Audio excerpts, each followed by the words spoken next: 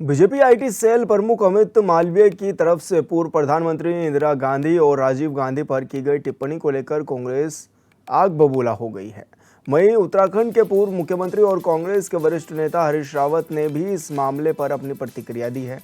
उन्होंने कहा है कि बीजेपी नेता का बयान इंदिरा गांधी की हत्या करने वाले आतंकियों और उपद्रवियों को बचाने वाला है।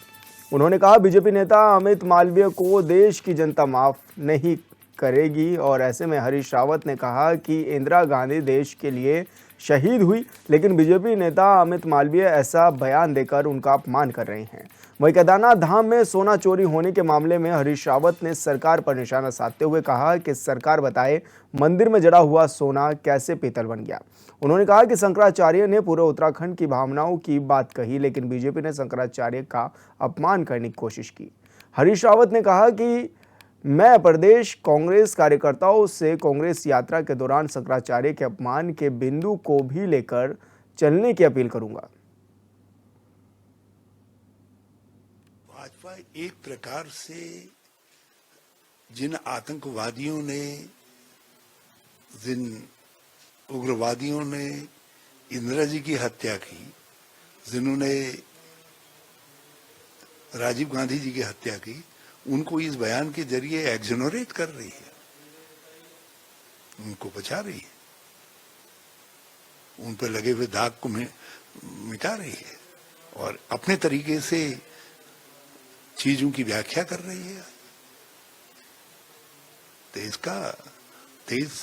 इस गलती के लिए जो भाजपा ने की है, या तो भाजपा इसके लिए देश से क्षमा मांगे और इस गलती के लिए माफ नहीं करेगा। इंदिरा जी जानती थी, इसीलिए उन्होंने उड़ीसा में कहा कि मेरे खून का एक एक कतरा देश की एकता, अखंडता को मजबूत करेगा, देश को मजबूत, भारत को मजबूत करेगा। क्योंकि उनको इस बात का आभास था कि मेरे भारत बचाने के लिए जो मैंने निर्णय लिया है, उस निर्णय का परिणाम क्या हो सकता है। मगर वो शहीद हुई, देश के लिए शहीद हुई।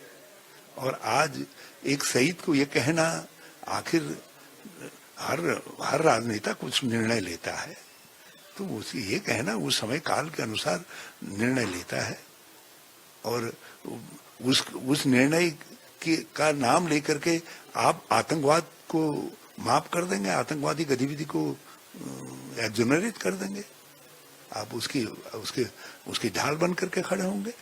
भाजपा का एक घृणित प्रयास है, हम इस घृणित प्रयास की भारत निंदा करेगा, मुझे पूरा भरोसा है। साक्ष्य क्या, उनके अपने बयान है कि इतना किलो सोना जड़ दिया गया है करके, और बाद में वो सोना पीतल हो जाता है। वो बताएं ना, कैसे पहले जो सोना था वो पीतल हुआ, वो उनको उस बात को बताना चाहिए।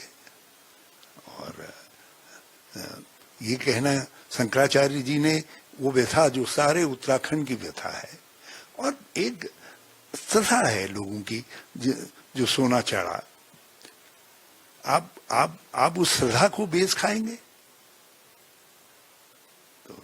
और यदि उस श्रद्धा को महसूस किया और शंकराचार्य जी ने कहा, तो आप उनको, शंकराचार्य जी के लिए पहले भाजपा ने जो शंकराचार्य जी का इंस्टीट्यूशन आदि गुरु शंकराचार्य ने स्थापित किया था, सनातन का जो एक स्थापित संस्था है, शंकराचार्य शब्द अपने में एक इंस्टीट्यूशन है सनातन धर्म के, हिंदू धर्म के, पहले उनका अवमूल्यन किया और अब आप जो है उन पर हमला कर रहे हैं, उनके खिलाफ इस तरीके का सार्वजनिक बयान दे रहे हैं। बॉम्बे में भी दिया गया है, यहाँ भी बयान दिया गया है। हम इस प्रयास की निंदा करते हैं और भाजपा ने हमेशा ज्योतिषपीठ के शंकराचार्यों का अपमान करने का काम किया है।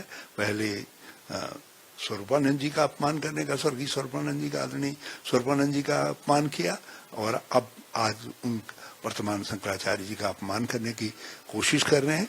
तो ये जो बद्री केदार की धरती है, ये इसके लिए ज्योतिषपीठ की जो धरती है, वो भाजपा को इसके लिए माफ नहीं करेगी।